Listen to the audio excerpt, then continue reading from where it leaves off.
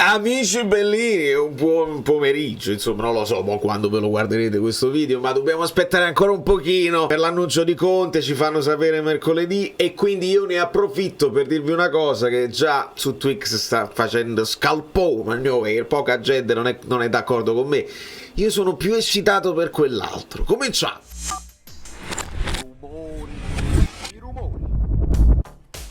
E quelli più attenti, io ho visto anche dei commenti che hanno capito effettivamente come io la penso e come racconto il calcio. L'hanno detto, io devo anche stemperare un pochino, perché se poi si crea troppa pressione, troppo hype, il salvatore Gianni, benvenuti a tutti i nuovi iscritti, dai, è una nuova stagione, si riparte, c'è già la live pronta, lasciate il like su questo video qua, perché vado nello specifico di Oriali e ci sono altre curiosità interessantissime De Laurentiis, ma calma, volevo richiamare un po' di calma, perché se poi si comincia male, che succede? Invece con calma. E quindi c'è già la live mercoledì, che dovrebbe essere l'annuncio, almeno tutti così ci dicono, non capisco perché tutto sto tempo per l'annuncio, cioè tu devi fare la presentazione, ma l'annuncio, la firma, non salta, non vi preoccupate, perché non c'è nemmeno una possibilità, cioè se fosse stato un nome meno esaltante di Conte poteva saltare l'ultima e tu ti presenti con Conte, ma se non può saltare Conte non ti puoi presentare con nessuno. Ecco perché io voglio abbassare il livello dell'hype un pochino, proprio per non esaltare. Allora, andando con calma, vedete, questa è una triade, è un trittico che mi interessa moltissimo, ma volevo leggere insieme a voi il Gabriele Oriali, Lele Oriali, dirigente, che non è una figura che secondo me possiamo sottovalutare, anzi a me piace l'idea, soprattutto la prima idea è che il Napoli aggiunga una figura in società, che ci sono queste figure in società, ma aggiunge una figura in società di uno spessore che non abbiamo avuto in passato, e questo potrebbe essere un salto in avanti, un salto di qualità, perché un uomo di calcio, un uomo che è anche un uomo di federazione, è un uomo che ne ha viste di ogni, che è stato in società importanti, che è cresciuto nella sua carriera. Andiamo a leggere un attimo. Come giocatore ci interessa una vita da mediano, non ci interessa poco fondamentalmente, mi interessa da dirigente che comincia direttore generale della Solbiatese e la squadra varesina passa dai dilettanti alla C2, già, vabbè,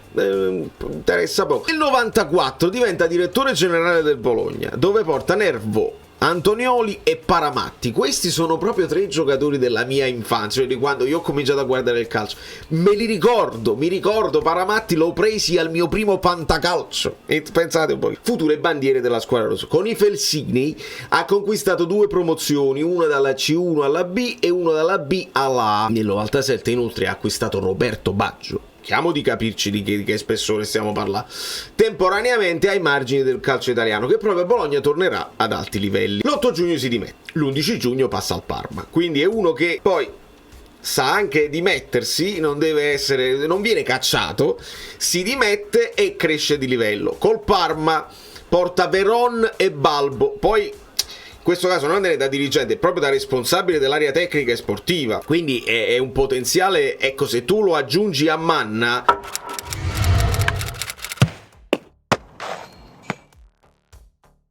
mi piace, perché Manna è giovane, sarà sicuramente chissà di quali prospettive, però avere uno a fianco che ha esperienza, ha avuto esperienze di trattative, poi il calcio cambia, perché le sentiremo le parole di De Laurentiis, rimanete fino alla fine, parole di De Laurentiis che non vi potete ricordare. Nella stagione vince 98-99, vince la Coppa UEFA, la Coppa Italia, raggiunge la qualificazione preliminare di UEFA Champions League, il primo si dimette e successivo 4 giugno torna all'Inter. In nerazzurro lavora per 11 anni come responsabile dell'area tecnica, consulente di mercato, intermediario tra squadra e dirigenza. Ottimo, è proprio quello che voglio. Poi non funziona, ma nel frattempo la metti questa figura, attenzione, aiutando Giacinto Facchetti, il presidente Massimo Moratti, il direttore Giuliano Terrane prima e Marco Branca poi. Portare a Milano giocatori quali Vieri, Figo, Vieira, Ibrahimovic, Eto'o e Milito.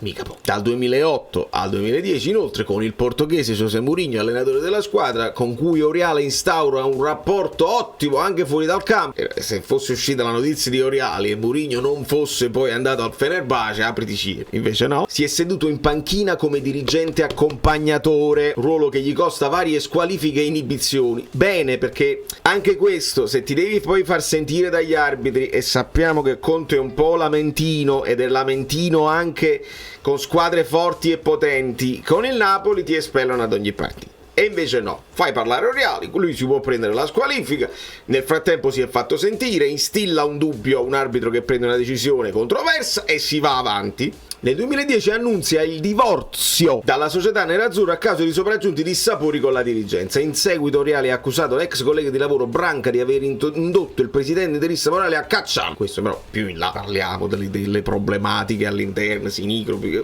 più in là. Con il club meneghino Oriali ha vinto tutta una serie di cose. Nel 2014 FIGC, Carlo Tavecchio nomina Oriali team manager della Nazionale A al posto di Gigi Riva, dopo aver affiancato Antonio Conte. Al campionato d'Europa viene confermato anche nelle altre gestioni tecniche con Giampiero Ventura, e qua si ricollega, va già a fare sentire stufate De Laurentiis, perché parlava di Ventura, sta girando ve lo faccio vedere così, si vede? Sta girando un estratto di una conferenza di De Laurentiis dove parla di Conte e ne dice bene, dice: quello che apprezzo di Conte di più è il rapporto che ha con i calciatori e quello che riesce a ottenere dallo spogliatoio. Però non mi bastava e volevo capire cosa aveva detto prima, perché si parlava di moduli, e quindi mi sono rivisto una conferenza di De Laurentiis di Di Maro del 2016, dove il tema principale era Higuaín, perché si parlava ma Higuaín se ne va, e lui continuava a dire ma quando mai, ma la Juventus poi sarebbe colpa sua perché deve accettare, c'è la bilateralità, se la Juventus paga la clausola lui deve accettare, quindi non può lui andare sotto la curva e poi accettare la Juventus, e tutta una serie di cose che sappiamo come sono andate a finire. A un certo punto gli chiedono di Ventura alla nazionale italiana e De Laurentiis si allarga parlando di moduli. Attenzione, ascoltiamo. A me non mi ha mai convinto nemmeno il 3-5-2 di Conte, che lo ritengo per atteggiamento, per cultura, il più grosso allenatore che esista, ma sul piano della capacità di avere rapporti con lo spogliatoio, di avere una visione totale sul piano della militanza da parte di coloro che si portano presso. Da questo punto di vista è encomiabile. Però se Antonio Conte dovesse al Chelsea continuare a giocare con 3-5-2 farà molta fatica, io credo. Chelsea campione d'Inghilterra, proprio così, con una particolarità però, andiamo nel profondo, perché io sto cominciando a studiare, mi state mandando in tanti spunti di altri youtuber che fanno analisi tattiche, vanno nello specifico e parlano di Conte Tottenham. Va benissimo, io voglio farlo però ancora più nel profondo. Conte Tottenham sì, ma andando anche indietro, Conte Chelsea, perché io voglio vedere il Conte che vince, non il Conte che col Tottenham fallisce, e voglio vedere come passa dal 4-2-4 di Bari, Siena e anche alla Juventus, poi passa a un 4-3-3 e poi proprio con il Napoli passa a un 3-5-2 e poi non lo toglierà più, che poi riporta anche all'Inter. Io voglio vederle un pochino tutte le cose, perché mi dà l'impressione che Conte sia uno che si adatta anche ai tempi che cambiano e alla squadra che ha. Arriva al Chelsea, gli prendono dei giocatori, e quel Chelsea lì lo dobbiamo ricordare bene, c'era un Diego Costa che faceva veramente i fossi a terra, e dietro di lui c'era Hazard, c'era Pedro, c'era Williams, che praticamente creavano questo 2-1 finale. Però c'erano anche momenti in cui era un centrocampo più folto, che ci potevi mettere Fabregas dietro la punta, e insomma è da vedere bene, me lo sto studiando, e per la live avrete tutte le informazioni che serve. Quindi lui qua dice se Conte continua con il 3-5-2, che poi sarà alla fine un 3-4-2-1, non andrà bene al Chelsea, e vinse. Però occhio, perché dopo 6 giornate Conte era ottavo con 10 punti.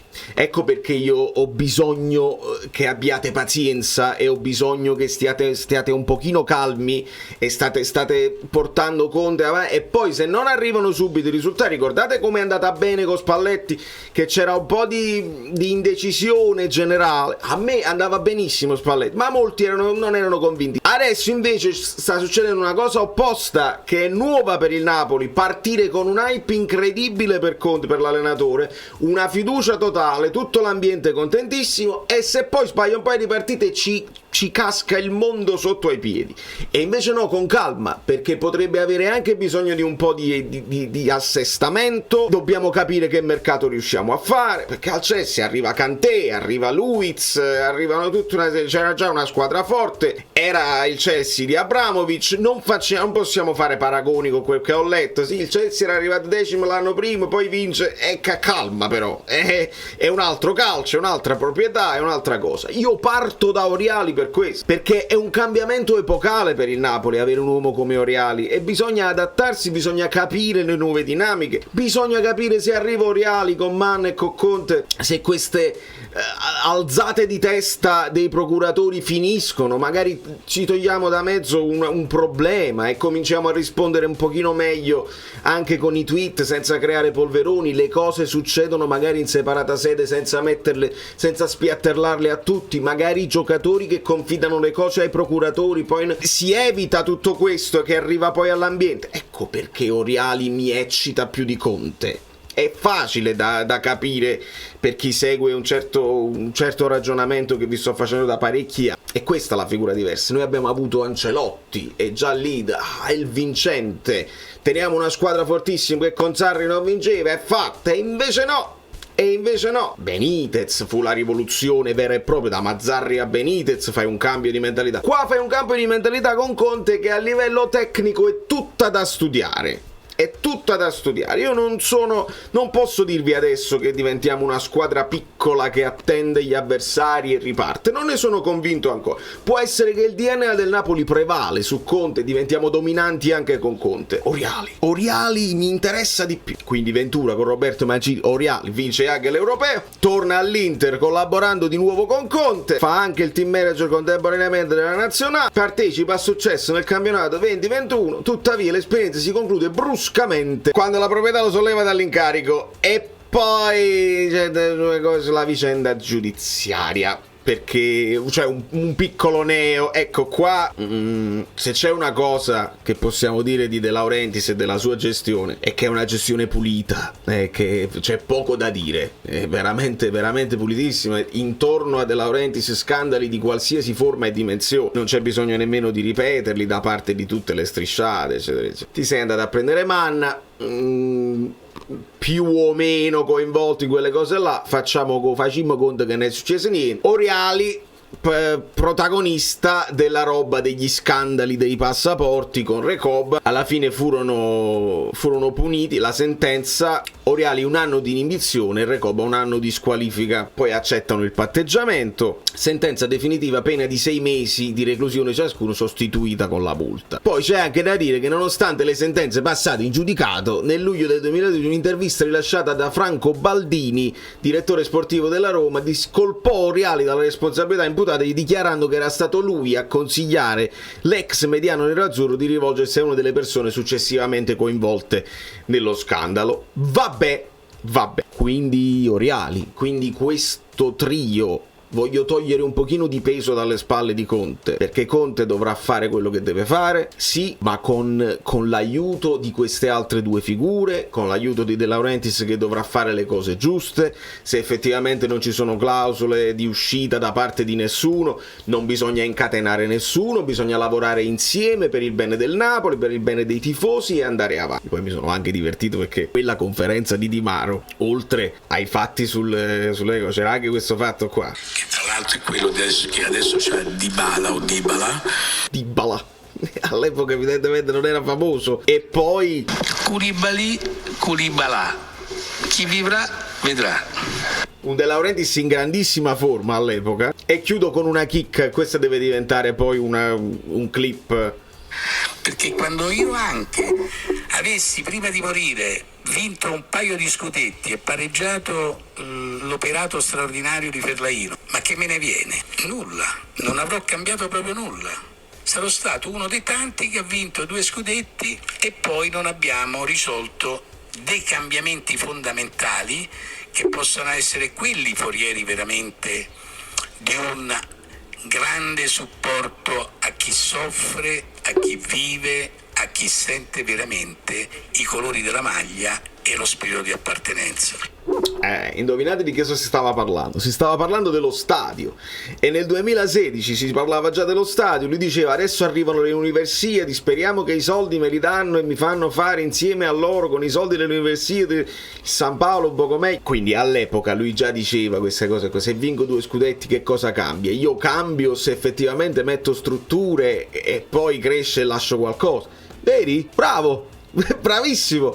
Quindi ci siamo, uno l'hai vinto, adesso è il momento di mettere le strutture, ci vuole tempo, però ti serve anche che la squadra vada bene, perché se tu fai le strutture e arriviamo 10º non si può andare avanti. E la Fiorentina si lamenta, nonostante arrivano in finale di conference, si lamentano per il Viola Park senza una squadra forte. Benissimo, devi arrivare al secondo scudetto vinto da Fellaini, vincilo. Anche se a te non ti cambia nulla, perché tu dici che non ti cambia nulla, a noi fa piacere. Quindi vinciamo il secondo scudetto, nel frattempo tu fai le cose che avevi detto nel 2016, cioè stadio, strutture, tutta una serie di cose che poi restano per i napoletani che amano la maglia e tutte le cose belle. Di conseguenza io le parole di De Laurentiis mi piace analizzarle, perché molto spesso i giornalisti le dimenticano, non le tengono in considerazione. A me piace analizzarle, ma devo essere consapevole che molto spesso lui o ci manda per le terre perché dice una cosa ma ne intende un'altra, o si contraddice dopo qualche tempo. Ultimamente si contraddice in maniera più veloce, quindi è più difficile stargli dietro, oppure cambia idea. E quindi tutte queste cose sono, quando vanno analizzate dobbiamo tenere presente che unire i puntini, come vi dico sempre, non sempre si può fare, non sempre c'è una logica che si può unire guardando al passato in previsione del futuro. Di conseguenza, amici bellini, dai, io lo so, posso sembrare tiepido, ma non sono tiepido per Conte. Io ricordo le emozioni che mi diede Conte con la nazionale italiana e sto analizzando, mi sto emozionando, mi sto eccitando a leggere un po' di analisi e di cose.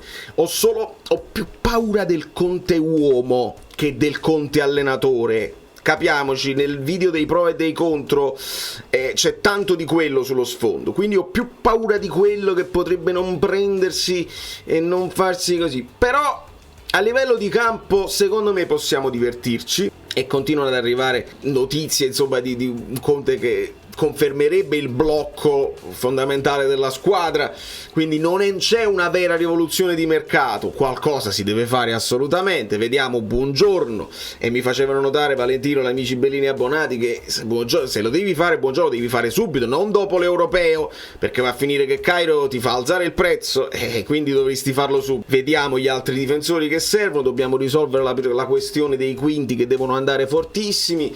I sottopunta ne abbiamo a Bizzeffe, serve una punta proprio forte. Gyökeres benissimo, Sesko ancora meglio forse, ma vediamo, perché usciranno altri nomi e probabilmente il nome che piglierà il Napoli non è tra quelli che sono già usciti. Da New York, Valerio Fluido è tutto, i like finali e già i like sulla live che è già pronta di mercoledì.